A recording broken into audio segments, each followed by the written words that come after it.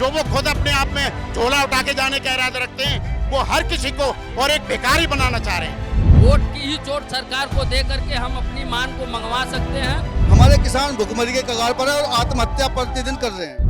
अभी हम दिल्ली के रामलीला मैदान में हैं और यहाँ पर किसानों की महापंचायत चल रही है। किसानों की बड़ी मांग जो है उस पर हम बात करेंगे, लेकिन किसानों की जो मांग है उस मांग पर किसान अड़े हुए हैं। उनका कहना है कि जब तक सरकार उनकी मांगों को नहीं मानती है तब तक किसान लगातार सरकार के विरोध में खड़े रहेंगे। आपको बता दें यहाँ पर सुरक्षा के भी कड़े इंतजाम किए गए हैं। रामलीला मैदान के तमाम जो गेट्स हैं उन पर भी पुलिस प्रशासन लगातार नजर बनाए हुए है कि किसी तरह की कोई गड़बड़ी ना हो जाए। इसके साथ ही दिल्ली के जो अलग अलग बॉर्डर्स है, सिंधु बॉर्डर, गाजीपुर बॉर्डर, तमाम बॉर्डर्स जो 2021 में जिस बॉर्डर पर किसानों ने धरना प्रदर्शन किया था, उन बॉर्डर्स पर भी लगातार दिल्ली पुलिस नजर बनाए रखी है। यहाँ पर कुछ किसान हमारे साथ मौजूद हैं जिनसे बातचीत करेंगे और जानेंगे कि आज का शक्ति प्रदर्शन आखिर क्यों। क्या नाम हुआ काका? बाबा परमेंद्र आर्य, भारतीय किसान यूनियन टिकैत। आज ये शक्ति प्रदर्शन आखिर क्यों कर रहे हैं आप? ये शक्ति प्रदर्शन नहीं है, जो सरकार ने हमारे साथ में वादा किया था कि हम एमएसपी पे गारंटी कानून बनाएंगे, यानी कि जो भी हमारी फसलें हैं, जो एमएसपी भारत सरकार का सीएसीपी एक संगठन है वो तय करता है, उस पर खरीद करेंगे। लेकिन हमारी फसलों को एमएसपी से नीचे खरीदा जाता है, जिस कारण हमारे किसान भुखमरी के कगार पर है और आत्महत्या प्रतिदिन कर रहे हैं। ठीक है, आगे का क्या प्लान है? आज तो आप लोग महापंचायत का कर रहे हैं, बैठक कर रहे हैं, इसके आगे का क्या प्लान है आप लोग? देखो, महापंचायत है, अभी डिस्कशन चल रहा है, हमारे नेता मंच पर हैं, निर्णय जो भी लेंगे सभी उनके निर्णय का पालन करेंगे। 2021 में जो आप लोगों ने विरोध किया था, विरोध प्रदर्शन जो किया था, गाजीपुर बॉर्डर, सिंधु बॉर्डर जो प्रदर्शन हुआ था, उसके बाद सरकार से आप लोगों की बात हुई थी, सहमति भी बन गई थी, चलो ठीक है, अब सरकार मान गई, हमारी सारी मांग थी। देखिए, जब 2 साल पहले ये 13 महीने आंदोलन चले और 750 किसानों का शहादत हुआ, उसमें ये पूरा दुनिया जानता है।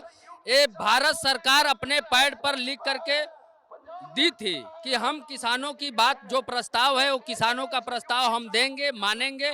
लेकिन 2 साल बीतने के बाद भी आज तक के सरकार के कान पे जू तक नहीं रेंगा।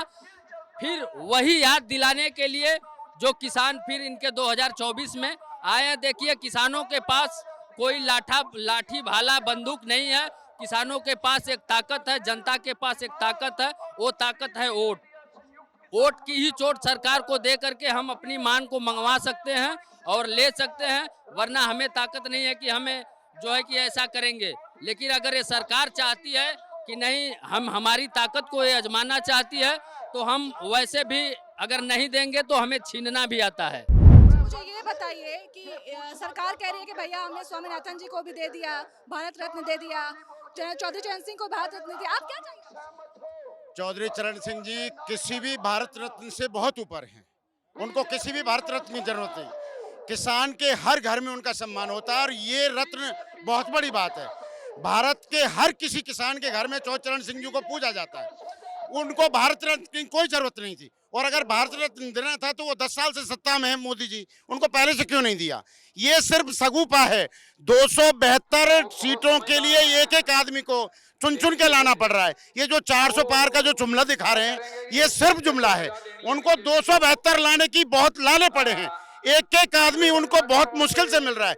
ये कबायत उसी में है।